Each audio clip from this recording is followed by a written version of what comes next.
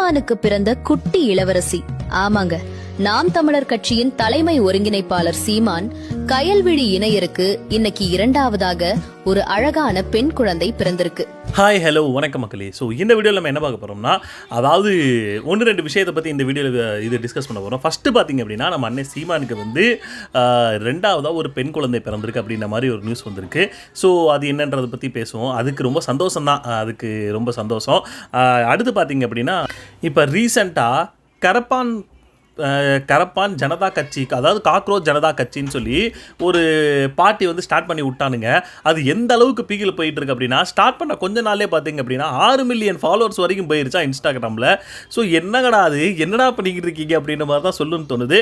So அதை பற்றியுமே பார்ப்போம். ஸோ அது மட்டும் கிடையாது, அண்ணன் வந்து பார்த்திங்க அப்படின்னா ரீசெண்டாக அந்த மே 18 அன்னைக்கு பார்த்திங்க அப்படின்னா ஒரு ஸ்பீச் கொடுத்துருந்தாரு.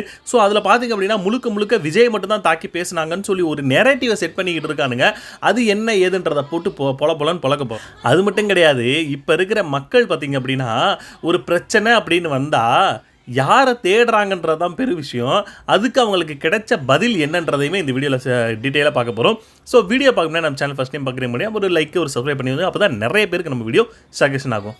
வாங்க வீடியோ கூப்பலாம். ஸோ ஃபஸ்ட்டு பார்த்திங்க அப்படின்னா, நம்ம அண்ணன் சீமான் அவர்கள் கயல்விழி அண்ணி அவர்களுக்கு பார்த்திங்க அப்படின்னா இரண்டாவதாக ஒரு பெண் குழந்தை பிறந்திருக்கு. ஸோ ரொம்ப சந்தோஷம். சீமானுக்கு பிறந்த குட்டி இளவரசி. ஆமாங்க, நாம் தமிழர் கட்சியின் தலைமை ஒருங்கிணைப்பாளர் சீமான் கயல்விழி இணையருக்கு இன்னைக்கு இரண்டாவதாக ஒரு அழகான பெண் குழந்தை பிறந்திருக்கு. ரொம்ப சந்தோஷம். இப்போ ரீசெண்டாக பார்த்திங்க அப்படின்னா, அண்ணன் வந்து அந்த ஸ்பீச்சில் கூட ஒரு விஷயம் சொல்லியிருந்தார், நாங்கள் சுவிட்சர்லாந்து போக போகிறோம் அப்படின்ற மாதிரி. ஓகே, அவங்க போகட்டும். எனக்கு நான் அதான் சொல்கிறேன், இவங்களுக்காக நம்ம போராடி ஒன்றும் பிரச்சனை இல்லை. நாம் எதுக்கு இவங்களுக்காக போராடணுன்ற லெவலுக்கு நம்ம மைண்ட் செட்டை கொண்டு வந்துட்டாங்க.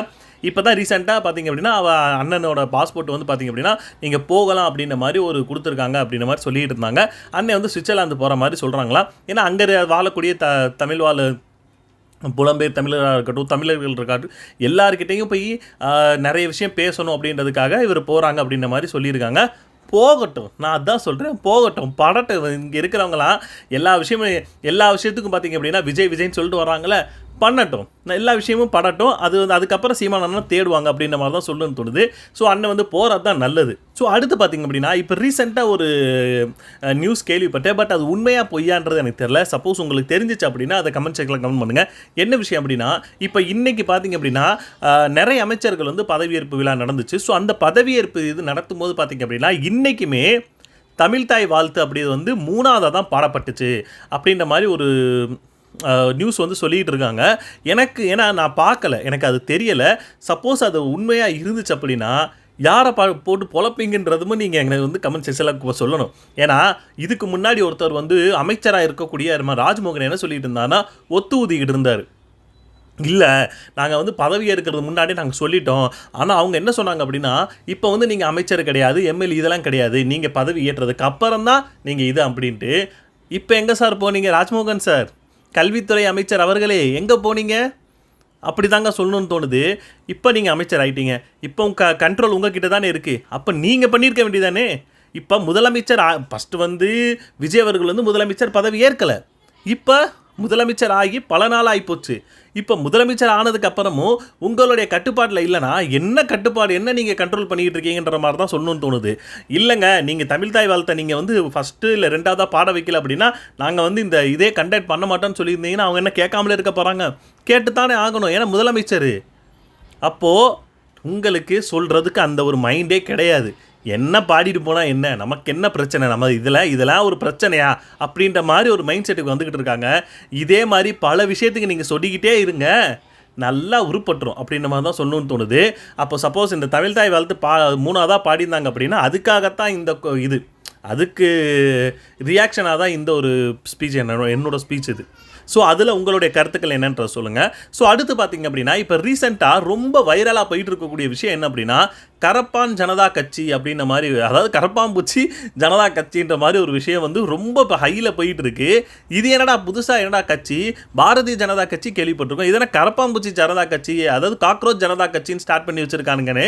இது ஒன்று நடந்தது பார்த்திங்க அப்படின்னா, ஒரு கோர்ட்டில் ஒரு ஜட்ஜு பேசின ஒரு விஷயம். அதாவது இங்கே இருக்கிற அன்எம்ப்ளாய்மெண்ட், அதாவது வேலை இல்லாத ரசிகர்கள் பார்த்தீங்க அப்படின்னா காக்ரோச் மாதிரி அவங்கள வந்து நம்மளால் ஒன்றுமே பண்ண முடியாதுன்னு சொல்லி அந்த ஒரு எடுத்துக்காட்டுக்கு சொல்கிறதுக்காக அவர் ஒரு விஷயத்த சொன்னாருங்க. Youngsters like cockroaches. They don't get any employment. They don't have any place in profession. Some of them become media. Some of them become social media. Some of them become RTI activists. Some of them become another activists, and they start attacking everyone. முடிஞ்சு போச்சு. இவனுங்களுக்கு எதையாவது ஒன்று trend set பண்ணி விடணும்ல. அந்த மாதிரி அவர் சொன்னதை ஒரு இதை எடுத்து வச்சுக்கிட்டு இவனுங்க கரப்பான் ஜனதா கட்சின்னு சொல்லி ஆரம்பித்து என்னென்ன வேலை பண்ணணும் எல்லாம் பண்ணிக்கிட்டு இருக்கானுங்க. பார்த்தீங்க அப்படின்னா இன்ஸ்டாவில் ஆரம்பித்து இவனுங்க ஒரு 4 நாளுக்குள்ளே பார்த்தீங்க அப்படின்னா 6.3 மில்லியன் ஃபாலோவர்ஸ் வரைக்கும் கொண்டு போயிட்டானுங்க. இங்கே அவன் 1000 சப்ஸ்கிரைபர் 1000 ஃபாலோவர் 2000 ஃபாலோவர் வாங்குறதுக்கு நாக்கு தள்ளுது. இவனுங்க அப்படின்னா ஒரு ஃபேக்காக ஒன்றை கிரியேட் பண்ணி அது மூலயமா ஒரு இதை வச்சு அதில் 6.5 மில்லியன் கொண்டு வந்துட்டானுங்கன்னு சொல்லும் போது பரவாயில்ல பயங்கரமாக போயிட்டு இருக்கீங்க அப்படின்ற மாதிரி தான் சொல்லணும்னு தோணுது. அது எந்த அளவுக்கு பீக்கில் போயிட்டு இருக்குன்னா ஒரு பக்கம் பார்த்தீங்க அப்படின்னா ஏதோ ஒரு சாக்கடை மாதிரியே இல்லை ஒரு நதி மாதிரி ஏதோ ஒன்று இருக்குது அங்கே போய் சுத்தம் பண்ணுறேன்ட்டு சுத்தம் பண்ணிக்கிட்டு இருக்கானுங்க.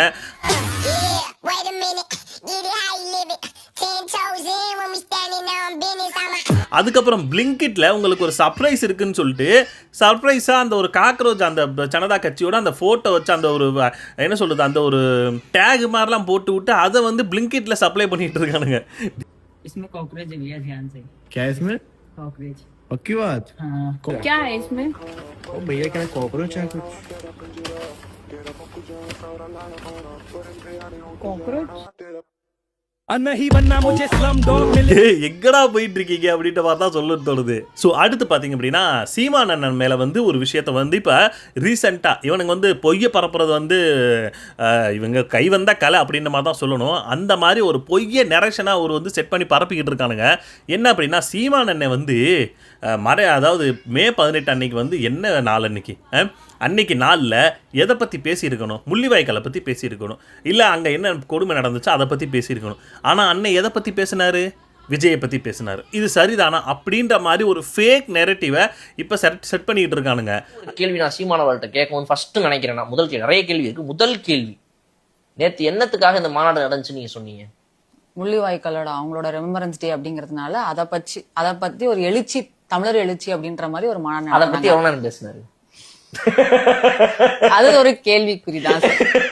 நீங்க எதுக்கு நான் என்ன சொல்றேன், இதுதான் பிரச்சனை. அது என்ன சொல்றேன் அப்படின்னா அந்த வீடியோ இவனுங்க இவனுங்கள் வந்து ஃபுல் அண்ட் ஃபுல்லா ரீல்ஸ் முகத்தில் சுத்திட்டு இருக்கானுங்க. ஃபுல் அண்ட் ஃபுல்லா ரீல்ஸ் முகம். அதாவது அந்த ரீல்ஸ்ல அந்த ஒரு 5 நிமிஷம் இல்ல ஒரு நிமிஷம் 2 நிமிஷத்துல என்ன சொல்றானுங்களோ அதுதான் உண்மை, அதுதான் வேத வாக்கு, அதுதான் இலக்கியம், எல்லாத்த பத்தியுமே கரைச்சு குடிச்சவன் தான் அதை வந்து அந்த ஒரு 2 நிமிஷத்துல பேசுறான்ற மாதிரி ஒரு மைண்ட் செட்டை வச்சுக்கிட்டு அவன் சொல்றதான் உண்மைன்னு சொல்லி இப்போ வரைக்கும் சுத்திட்டு இருக்கானுங்க. நான் என்ன சொல்கிறேன், அப்படி ஒருத்தர் சொல்கிறான்னா போய் டீட்டெயிலாக போய் செக் பண்ணால் தெரிஞ்சிட போகுது. அண்ணே 1 மணி நேரம் 20 நிமிஷம் பேசியிருக்காரு. அதில் மோஸ்ட்லி அதிகபட்சம் பார்த்தீங்க அப்படின்னா விஜயை பற்றியோ அந்த அர்ஜுனான்னு ஒரு எம்பி வந்தால அவனை பற்றியோ அதிகபட்சம் என்ன பேசியிருப்பார்? 5 நிமிஷம் இல்லை 6 நிமிஷம். சரியா? 1 மணி நேரத்துக்கு மேலே பார்த்தீங்க அப்படின்னா இலங்கையில் நடந்த படுகொலை பற்றியோ முள்ளிவாய்க்காலை பற்றியோ அங்கே நடந்த கொடுமையை பற்றியோ அவ்வளோ விஷயத்த டீட்டெயிலாக பேசியிருக்காரு. அது இவனுங்க கண்ணு தெரில. அந்த ஒரு காமெடி வரும் பார்த்தீங்களா, இதில் இந்த ஒரு கோழி செத்து கிடக்கு, இது செத்து கிடக்குன்னு அதே மாதிரி தான் இவ்வளோ விஷயத்த அண்ணன் பேசுனது இவங்க கண்ணுக்கு தெரில. விஜய் என்ன பேசிட்டாரு எனக்கு சொல்லுங்கள்? விஜய் என்ன பேசிட்டாரு? அவர் சொன்ன விஷயத்தை அவரால் இது பண்ண முடியாது. இது நிறைய இடத்துல பேசியிருக்காரு. நிறைய இடத்துல மீன்ஸ் டிஎம்கே பண்ணக்கூடிய தப்புக்களையுமே அதே மாதிரி தான் எடுத்து சொல்லியிருக்காரு. ஏன்டா சரி ஆட்சிக்கு வர்றதுக்கு முன்னாடி அண்ணன் பேசினாருன்னு சொல்லி நீங்கள் சொன்னீங்க, சரின்னு சொல்லலாம். ஆட்சிக்கு வந்துட்டீங்க, நீங்கள் பண்ணக்கூடிய தப்புக்களை நம்ம சொல்லித்தானே ஆகணும். அப்போது 6 சிலிண்டருன்றது வந்து சாத்தியம் கிடையாது. அதை எப்படி நம்ம சாத்தியப்படுத்தலான்றதையுமே அண்ணன் சொன்னாரா? சிலிண்டர் நீ இப்படி கொடுப்பேன்னு சொல்லிக்கிட்டு இருக்க, இலவசமாக கொடுப்பேன்னு சொல்ல, அது சாத்தியம் கிடையாது. நான் வந்து பார்த்தீங்க அப்படின்னா இயற்கையாகவே சாண எரிவாயுலேருந்து நான் வந்து மீத்தேனை நான் எடுப்பேன் அப்படின்ற மாதிரி அதுக்கு ஒரு என்ன சொல்கிறது இதுக்கு மாற்றாக ஒரு விஷயத்தையும் சொன்னார். சரியா? அதை சொல்லும்போது அது இவங்களுக்கு கேட்கல. இதே மாதிரி நிறைய விஷயங்களை வந்து அண்ணன் பேசினார், அதெல்லாம் கேட்கவே இல்லை. இவங்களுக்கு விஜயை பேசிட்டார், அவ்வளோதான். அவள் அந்த 5 நிமிஷத்தை வந்து பேசுனதை மட்டும் இவங்க எடுத்து போட்டுக்கிட்டு அதாவது 1.5 மணி நேரமும் விஜய் பற்றி தான் பேசினாருன்ற மாதிரி ஒரு நேரட்டிவ் செட் பண்ணிக்கிட்டு இருக்கானுங்க. சரி, இன்னொரு விஷயமே அந்த இடத்துல நடந்துச்சுங்க. என்ன அப்படின்னா ஒரே நாளில் பார்த்தீங்க அப்படின்னா அந்த ஒரு மே 18 நாளில் மட்டும் 400 யூனிட் வந்து பிளட்டு கொடுத்துருக்காங்க. இதை எவனுமே எடுத்து பேசவே இல்லை. விஜய் வந்து சீட்லேருந்து துண்டு எடுத்துட்டாரு, அதை ஒரு பெரிய விஷயமா கிளப்பி விடுவோம். அவர் வந்து வீட்டிலேருந்தே சாப்பாடை கட்டிட்டு வந்துட்டாருன்னு. இப்போ இன்னொரு ட்ரெண்ட் செட் பண்ணிட்டு இருக்கானுங்க. வீட்டிலேருந்து கொண்டு வந்துட்டாரு, ஆனால் அது எந்த வீட்டில் இருந்துட்டு மாதிரி ஒரு விஷயம் பேசிக்கிட்டு இருக்கானுங்க. அதை நம்ம அதுக்குள்ளே நம்ம போக வேணாம். அப்படி ஒரு இதை வந்து சாப்பாடு எடுத்துகிட்டு வர்றாருன்னு சொல்லி அது ஒரு இது. அவர் காலையிலே அவர் நடந்து வர்றாருங்க, அவராகவே பேண்ட் போட்டிருக்காருங்க, அவராகவே ஷர்ட் போட்டிருக்காருங்கன்னு சொல்லி ஒரு ட்ரெண்டை செட் பண்ணிட்டு இருக்காங்க. இதெல்லாம் ஒரு பெரிய விஷயம் கிடையாது. 400 யூனிட் பிளட்ன்றது ரொம்ப அதிகம். அது ஒரே நாளில் அத்தனை பேர் பார்த்தீங்க அப்படின்னா அந்த இடத்துல போய் கொடுத்துருக்காங்கன்னா அதைத்தான் மெயின் ஸ்ட்ரீமில் நீங்கள் பேசியிருக்கணும், அதைத்தான் சொல்லியிருக்கணும். ஆனால் அதெல்லாம் ஒரு பெரிய விஷயமாங்க. பிளட்டெல்லாம் எங்கள் தளபதிக்காக நாங்கள் அவ்வளோ பிளட்டு கொடுப்பேன், போய் குடு அதைத்தான் சொல்கிறோம். ஒரு நல்ல விஷயம் நடக்குதுன்னு அதை பற்றி பேசுகிறதுக்கு இவனுங்களுக்கு வாய் கோணிக்கும். ஆனால் வேற அவரை பற்றி தப்பாக பேசணும்னா மட்டும் கலகலன்னு வந்துடும், கை கால் எல்லாம் வந்து பேச ஆரம்பிச்சிடும். ஸோ இதை தாங்க சொல்லணும்னு நினச்சேன். ஸோ அடுத்து பார்த்தீங்க அப்படின்னா இப்போது டிவிகே காரங்க வந்து இப்போ பதவி ஏற்றுட்டாங்க. ஸோ இப்போ மக்கள் பார்த்தீங்க அப்படின்னா பயங்கரமான பவர் கட்டு, ராயபுரம் சைடில் பார்த்தீங்க அப்படின்னா பவர் கட்டு பயங்கரமாக இருக்குன்னு சொல்லி மக்கள் வீதியில் வந்து போராட ஆரம்பிச்சிட்டானுங்க. இதில் என்ன ஒரு கேலி கூத்து அப்படின்னா யார் அந்த இடத்துல எம்எல்ஏவோ டிவிகேல அவரும் பார்த்தீங்க அப்படின்னா அந்த மக்களோட சேர்ந்துக்கிட்டு போராடிக்கிட்டு இருக்காருங்க.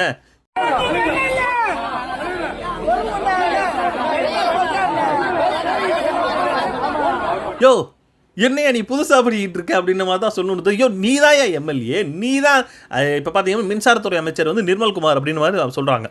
ஸோ அவர்கிட்ட பேசி என்ன ஏதுன்றதை சொல்லணும். இவர் என்னடானா அங்கே இருக்கிற மக்கள்ன்றவன் போராடத்தான் செய்வான், அதை தீர்த்து வைக்கிற இடத்துல தான் நீங்கள் இருக்கீங்க, உங்களை மக்கள் வந்து உட்கார வச்சுருக்காங்க, நீங்களும் போய் போராடணும்னா அப்புறம் எதுக்கு நீங்கள் அப்படின்னு நம்ம தான் சொல்லணும்னு தோணுது.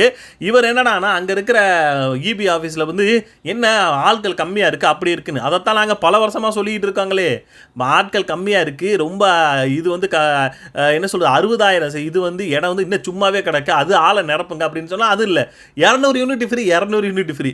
இப்போ ரீசெண்டாக பார்த்தீங்க அப்படின்னா அடுத்த மாதத்துலேருந்து புதிய மின் அந்த இது வந்து கட்டணம் வந்து இது பண்ண போகிறாங்களா, சாயா ஆப்பு அப்படின்ற மாதிரி தான் சொல்லணும்னு தோணுது. ஏன்னா இன்னும் என்னென்ன பண்ண காத்திருக்காங்களோ அப்படின்ற மாதிரி தான் இருக்குது. ஏன்னா முதல் கையெழுத்து 2வது கையெழுத்து மின்னோடது அது இதுன்னு சொல்லிகிட்டு இருந்தாங்க. நல்லா சொல்லுவீங்க ஐயா அப்படின்ற மாதிரி தான் இருக்குது. அடுத்து பார்த்தீங்க அப்படின்னா ஒரு விஷயம் நடந்துச்சுங்க. மக்கள் வந்து எந்த மாதிரி மைண்ட் செட்டை வச்சுருக்கானுங்க அப்படின்னா இப்போ மக்கள்கிட்ட வந்து ஒரு பழக்கம் இருக்குது. நாம் இஷ்டத்துக்கு எவனுக்கு வேணால் ஓட்டை போட்டு விட்டுருவோம். ஆனால் ஒரு கேள்வின்னு கேட்டால் மட்டும் வேற ஒருத்தவனை பிடிச்சி கேட்குறது. இது எந்த மாதிரி போயிருக்கு அப்படின்னா இவங்க வந்து ஏதோ ஒரு பிரச்சனைன்னு சொல்லி, அதாவது ஓட்டு போட்டது டிவிகே காரங்களுக்கு, ஆனால் பிரச்சனைன்னு சொல்லும்போது யார் இவங்க கூட வந்து நிற்கிறது, இவங்க சப்போர்ட்டாக யார் நிற்பாங்களோ அவங்கள போய் தேடுறது. இப்போ வந்து ஓட்டு போட்டதுக்கு என்னமோ விஜய் தாங்க சரியா, ஆனால் நமக்கு ஒரு பிரச்சனை நம்ம ஒரு போராட்டம்னு இருக்கும்போது கூட வந்து யார் நிற்பா, சீமான் அண்ணன். இப்போ சீமான் அண்ணன் போய் கேளு அப்படின்ற மாதிரி அந்த இடத்துல யார் வந்து அவங்களுக்கு கூட நின்று அவங்க போராட்டத்துலேயும் இந்த மாதிரி பிரச்சனைக்கு யார் கூட நிற்பாங்களோ அவங்கள்ட்ட போய் கேட்டுக்கிட்டு இருந்திருக்காங்க மக்கள். அதுக்கு தான் அவங்க என்ன சொல்லியிருக்காங்க, ஆத்தா நீ எனக்கா ஓட்டு போட்ட, டிவிக்கு தானே ஓட்டு போட்ட, அவங்கள்ட்ட போய் கேளு, அவன் தானே ஜெயிச்சிருக்கான், அவன்கிட்ட போய் கேளு, நீ எதுக்கு என்கிட்ட வந்து கேட்டிருக்கேன்னு சொல்லி அவங்க தக்க பதிலடி கொடுத்துருக்காங்க. அதுக்கு மக்கள் நாங்கள் டிவிக்கு ஓட்டு போட்டால் என்னங்க, எங்களுக்குன்னு வர்றது அவர் தானே, அப்போ அவர் தானே வரணும்னு சொல்லி என்னவா பேசுகிற, உன் புள்ள சொல்லுது, உன் மருமகன் சொல்கிற, உங்கள் குழந்தை சொல்லுதுன்னு சொல்லிலாம் டிவிக்கு போய் ஓட்டு போட்டிங்களே, அவங்களே கூட்டிகிட்டு தூக்கிட்டு போங்க போய் போராடுங்கன்ற மாதிரி தான் சொல்லணும்னு தோணுது. எலெக்ஷன் முடிஞ்சோடனையும் போகிறோம், நீங்கள் யாரும் எனக்கு ஓட்டு போடல, விஜய் தான் போட்டீங்க, அங்கே போய் கேளுன்றாங்க. நாங்கள் யாருக்கு போட்டால் உங்களை நம்பி நாங்கள் இருக்கிறோம், நாங்கள் வீடுன்னு யாரையும் கேட்கல, மழை வந்தால் தண்ணி எங்களுக்கு மாறளவு தண்ணி வருதுன்னு தான் நாங்கள் நம்பி ஓட்டு போட்டோம். ஸோ அடுத்து பார்த்தீங்க அப்படின்னா நேற்றுக்கு ஒரு விஷயம் நம்ம பேசியிருந்தோம், அண்ணன் சீமானை பற்றி இந்த மாதிரி இலங்கையில் எம்பி அர்ஜுனா வந்து ஒரு மாதிரி பேசியிருந்தான் அப்படின்னு சொல்லி. அதுக்கு யாருமே இன்னும் வந்து அண்ணன் சீமானுக்கு வந்து சப்போர்ட்டாக யாருமே இன்னும் பேசலை.